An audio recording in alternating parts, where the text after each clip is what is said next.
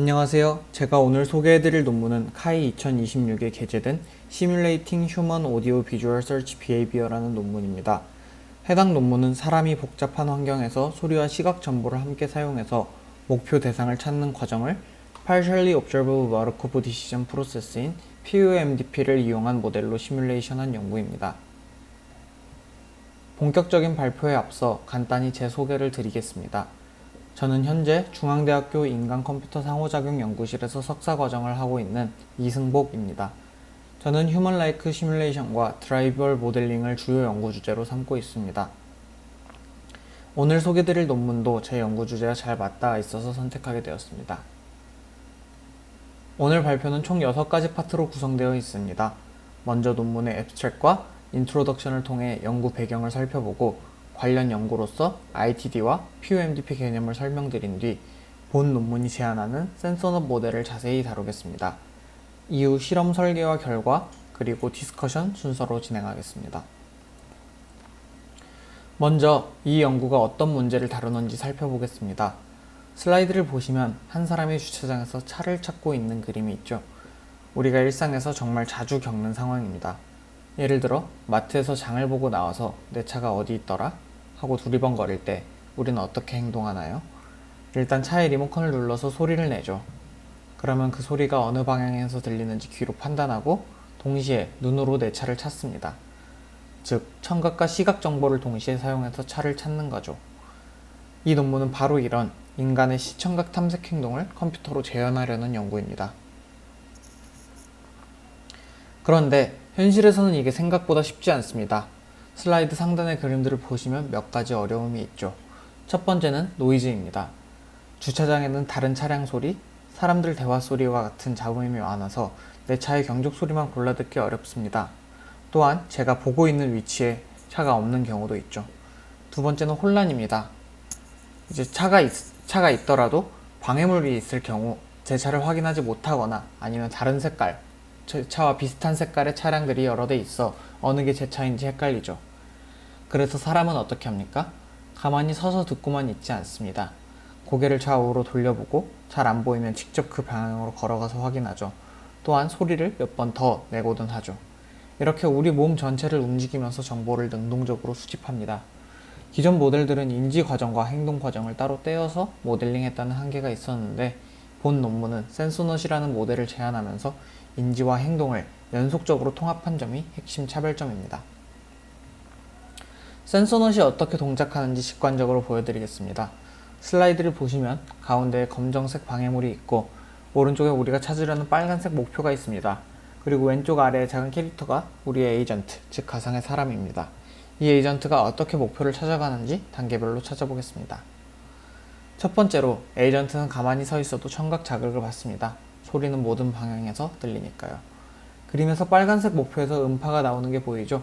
에이전트는 양쪽 귀에 들어오는 소리의 시간 차이를 통해서 소리가 오른쪽에 어디선가에서 들리고 있구나 하고 대략적인 방향을 인지합니다. 다만 이 시점에서는 시야가 앞쪽만 향해 있어서 아직 목표를 눈으로 보지는 못합니다. 왜냐하면 방해물이 있기 때문이죠. 그래서 에이전트는 행동을 취합니다. 일단 고개를 돌려보죠. 슬라이드에 파란 화살표가 이동을 나타냅니다. 이렇게 고개를 돌리면 소리가 들리는 각도도 미세하게 변하기 때문에 추가 정보를 얻을 수 있습니다. 그래서 한 발 더 앞으로 걸어가면서 시야와 청각 정보를 계속 업데이트합니다.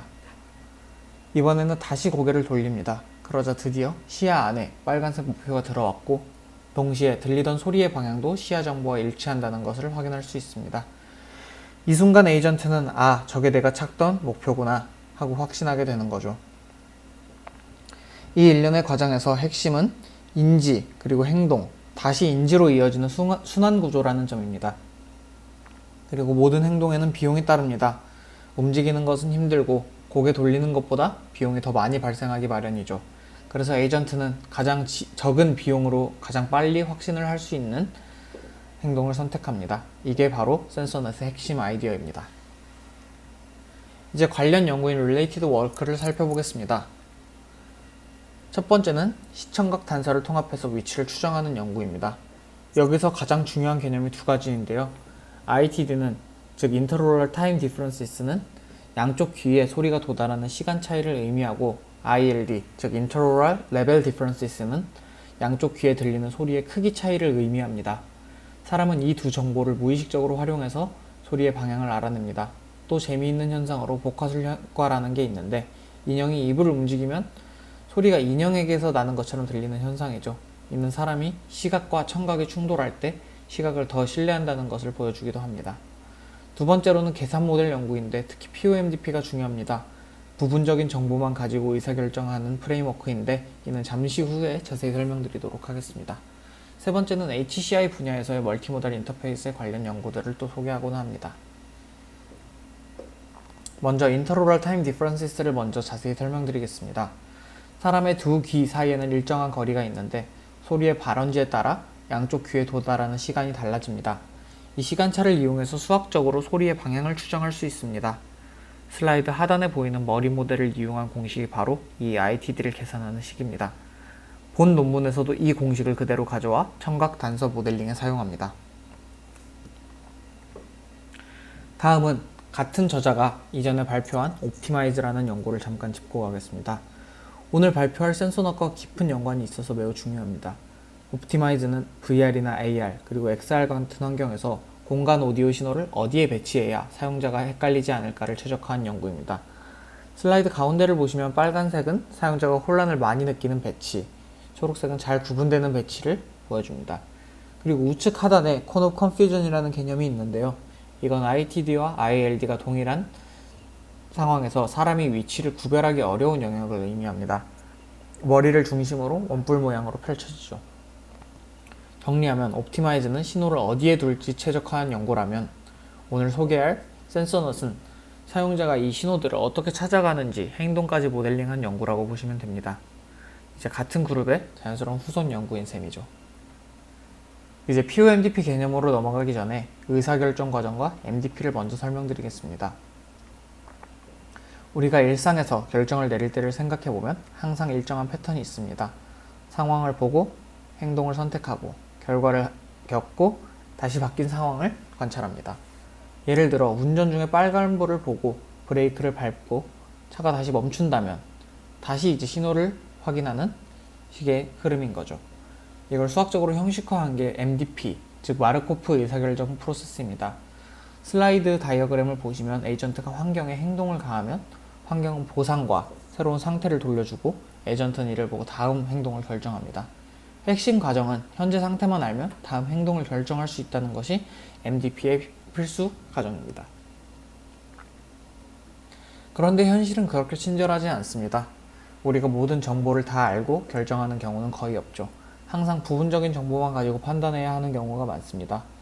이런 상황을 다루는 게 POMDP, 즉 부분 마르코프 의사결정 프로세스입니다. MDP에서 partially observable, 즉 부분적으로만 관측 가능한이 붙은 거죠. 그림을 보시면 MDP와 비슷하지만 스테이트가 직접 보이지 않고 observation, 즉 관측을 통해서만 간접적으로 알 수 있다는 차이가 있습니다. MDP와 POMDP의 차이를 직관적으로 비교하면 이런 비유가 있습니다. 슬라이드 왼쪽 그림처럼 자동차를 위에서 내려다보는 상태, 즉 벌드 아이 뷰에서는 모든 정보가 다 보입니다. 차의 위치, 주변 차량, 도로 상태를 한눈에 파악할 수 있죠. 이게 MDP에 해당합니다. 반면 오른쪽 그림처럼 실제 운전석에 앉아서 운전하는 상태, 즉 First Person View에서는 앞 유리로 보이는 일부만 알 수 있고 옆이나 뒤는 사이드 미러를 통해 부분적으로만 알 수 있습니다. 이게 POMDP에 해당합니다. 사람이 주차장에서 차를 찾을 때도 마찬가지죠.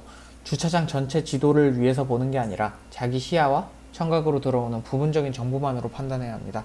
그래서 본 논문은 이 문제를 POMDP로 정의하여 모델링합니다. POMDP가 HCI 연구에서 어떻게 활용되는지 한 가지 예시를 보여드리겠습니다.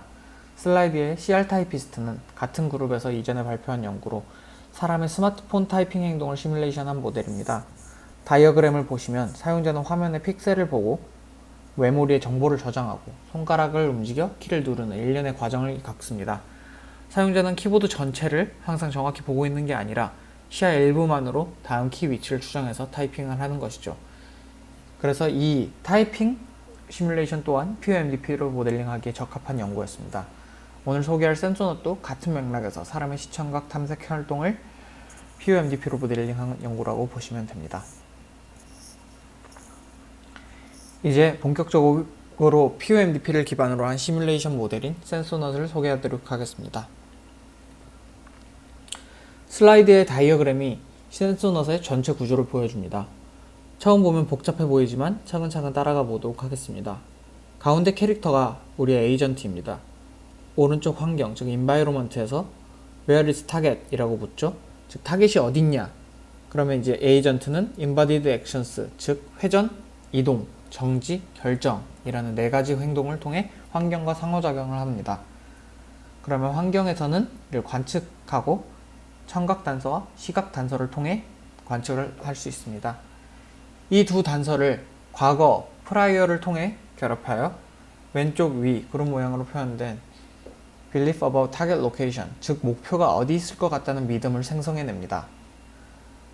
즉 현재의 audio likelihood, visual likelihood, 그리고 과거의 정보를 통합해서 현재의 belief를 생성한다고 볼 수 있습니다. 그리고 이 belief를 바탕으로 resource rational policy, 즉 자원 합리적 정책이 다음 행동을 결정합니다. 이때 보상은 reward, 즉 reward는 utility minus cost, 위치를 잘 찾으면 받는 효용에서 위치를 찾을 때 드는 행동에 대한 비용을 뺀 값으로 정의됩니다. 이 전체 과정이 매 시점마다 순환하면서 에이전트는 점점 목표의 위치에 대한 확신을 키워나갑니다. 첫 번째 단계는 환경 관측입니다. 에이전트는 환경 전체를 직접 알 수 없고 청각, 시각 단서를 통해서만 간접적으로 추론합니다. 청각 단서부터 보겠습니다. 청각의 특징을 2가지로 정리할 수 있습니다. 첫째, 모든 방향에서 받을 수 있다는 장점이 있습니다. 시야 밖에서 나는 소리도 들을 수 있는 것이죠. 그래서 슬라이드 왼쪽의 likelihood 맵을 보시면 음원 주변에 360도로 가우시안 확률이 퍼져 있습니다. 둘째, 노이즈가 섞여 있다는 단점이 있습니다. 그래서 정확한 위치를 한 번에 알기 어렵고 확률 분포가 가우시안 분포 형태로 퍼져 있게 됩니다. 슬라이드 우측 수식을 보시면 분자에는 현재 측정된 ITD와 예측 ITD의 차이가 들어가고 분모에는 노이즈의 분산이 있습니다. 직관적으로 말하면 측정된 ITD가 예측치와 가까울수록 그 방향의 확률이 높아지는 구조입니다. 그리고 이 식이 가우시안 분포를 따르기 때문에 정답 방향 주변으로 부드럽게 확률이 퍼지는 모양이 됩니다. 다만 청각의 큰 한계는 거리 정보에 약하다는 것입니다. 소리가 어느 방향에서 오는지는 잘 알아도 얼마나 멀리 있는지는 잘 구분하기 어렵죠. 그래서 청각 단서만으로는 한계가 있고 시각 단서가 필요하게 됩니다. 시각 단서는 청각에 비해 거리 정보에 강합니다. 하지만 단점으로는 시야 안에서만, 즉 110도의 시야 범위 내에서만 정보를 얻을 수 있다는 거죠. 고개를 돌리지 않으면 옆이나 뒤는 못 보기도 합니다. 또 한 가지 중요한 특징은 시각 정보는 시점에 따라 변한다는 것입니다. 내가 고개를 돌리는 순간 보이는 게 달라지죠. 그래서 본 논문은 과거에 봤던 시각 정보까지 누적해서 활용하는 방식을 사용합니다. 슬라이드 좌측 그림을 보시면 빨간 점선 영역이 점차 적색 실선으로 강해지는 게 보이시죠? 이게 바로 과거에 봤던 영역에 대한 정보가 누적되는 모습입니다. 아, 저 지역은 이미 봤는데 목표가 없었어 라는 정보가 계속 유지되는 거죠. 우측 수식을 보시면 람다라는 가중치가 있는데 이 값이 새로운 정보와 과거 정보 사이에서의 균형을 조절하는 값입니다. 람다가 크면 새 정보를 더 신뢰하고 작으면 과거 정보를 더 오래 유지합니다. 두 번째 단계는 Belief Update입니다. 현재의 Audio Visual Observation과 현재까지 누적된 Prior Belief를 결합해 Posterior Belief를 업데이트하는 거죠. 수식으로 자세히 보겠습니다. 첫 번째 줄, 즉 현재 시점의 청각 likelihood와 시각 likelihood를 곱해서 joint likelihood, 즉 통합된 단서를 만듭니다. 두 정보가 모두 같은 위치를 가리키면 곱해진 확률이 강해지고 어긋나면 약해지는 구조입니다. 두 번째 줄을 보시면 곱셈은 컴퓨터로 다루기 어려우기 때문에 log likelihood를 통해 덧셈으로 바꿔줍니다. 수학적으로 동일한 결과지만 계산이 안정적이게 되죠. 세 번째 줄은 통합된 현재 단서에 과거의 누적 신념을 가중치 알파로 결합해서 최종 빌리프를 만드는 것입니다. 알파가 크면 새 정보를 빨리 반영하고 작으면 과거 신념을 천천히 업데이트합니다. 슬라이드 좌측 그림을 보시면 시간이 지날수록 빌리프가 점점 한 곳으로 집중되는 게 보이죠. 처음에는 길게 퍼져 있던 확률 분포가 행동을 통해 정보가 쌓이면서 점차 한 점으로 모이게 되는 겁니다. 그 결과 마지막 쪽에서는 타겟 오브젝트, 즉 제가 찾고자 하는 차량에 빌리프가 집중되어 있는 것을 확인하실 수 있습니다. 세 번째는 보상함수입니다. 여기서 핵심 개념인 Resource Rationality, 자원 합리성이라는 개념입니다. 자원 합리성이 뭐냐면 사람은 완벽한 결정을 내리려고 하지 않는다는 것입니다. 만약 사람이 완벽하게 행동하면 차를 찾을 때 주차장 전체를 한 번씩 다 훑어보고 100% 확신한 후에 결정을 할 겁니다. 하지만 실제로는 그렇게 진행되지 않죠. 이 정도면 내 차 같은데? 라고 적당한 확신이 들면 거기서 멈추고 차량을 확신하게 됩니다. 이게 시간과 체력이라는 자원이 제한되어 있기 때문이죠. 슬라이드 수식을 보시면 파이는 최적 전책을 의미합니다. 시그마 안의 식을 보시면 유틸리티에서 코스트를 뺀 값을 누적해서 최대화하는 거죠. 그리고 그 앞에 감마의 t제곱이 붙어 있는데 이게 감마가 디스카운트 팩터, 즉 미래 가치를 얼마나 반영할지를 결정해 주는 값입니다. 감마가 1에 가까우면 미래를 더 중시해서 더 신중하게 행동합니다. 감마가 0에 가까우면 즉각적인 보상만 보고 행동하게 되죠. 즉 빠른 커밋을 하게 된다는 것입니다. 본 논문에서는 감마를 0.99로 설정해서 미래를 충분히 고려하도록 설계하였습니다. 마지막 네 번째 단계, 행동입니다. 정책에 따라 에이전트는 비용과 기대 효용을 비교해서 다음 행동을 결정합니다. 여기서 중요한 게 각 행동의 비용이 다르다는 점입니다. 본 논문에서 설정한 비용을 보면 시간이 지날 때마다 0.1, 회전할 때 0.1, 이동할 때 0.3, 충돌하면 5.0의 비용이 발생합니다. 회전이 이동보다 3배 저렴한 거죠. 그래서 에이전트는 같은 정보를 얻을 수 있다면 먼저 고개 돌리기를 먼저 시도합니다. 그래도 부족하다면 그때 이동을 하는 식이죠. 이런 비용 구정 때문에 자연스럽게 사람과 비슷한 행동 패턴이 학습됩니다. 그리고 선택된 행동은 다시 환경을 변화시키고 그러면 새로운 관측이 들어오고 또 빌리프가 업데이트되는 식으로 사이클이 반복됩니다. 지금까지 4가지 의사결정 과정이 센서넛의 인간 시뮬레이션을 위한 핵심 설계였습니다. 이제는 시뮬레이션 모델의 검증을 위한 실험 설계를 보도록 하겠습니다. 센서넛과 인간 행동을 비교하기 위해 VR 주차장 환경에서 12명의 참가자로 데이터를 수집하였습니다. 독립 변수는 총 3가지인데요. Angle, Num-Object, Distractors를 각 3단계씩 조합해서 총 27개의 조건을 만들었습니다. 종속 변수로는 탐색 시간, 머리 회전량, 이동 거리, 탐색 성공 여부를 측정했습니다. 이 앞에 독립 변수 3가지는 이후에 더 자세히 설명드리도록 하겠습니다. 참가자는 매트라이얼 시작 전 찾아야 할 타겟 차량의 색상을 텍스트로 지시받습니다. 참가자가 VR 주차장에 진입하면 참가자는 소리와 시각적 단서를 이용해 직접 걷고 고개를 돌리며 타겟 차량을 탐색합니다. 대상을 찾으면 찾았음을 알리고 찾은 타겟에 대한 위치를 기록합니다. 이때 총 수행 횟수는 조건별로 10번씩 총 270번을 수행하게 됩니다. 결과는 4가지 관점에서 분석합니다. 성능 비교, 상관관계 분석, 탐색 전략, 오류 패턴 순서로 결과를 확인해 보도록 하겠습니다. 먼저 성능 비교입니다.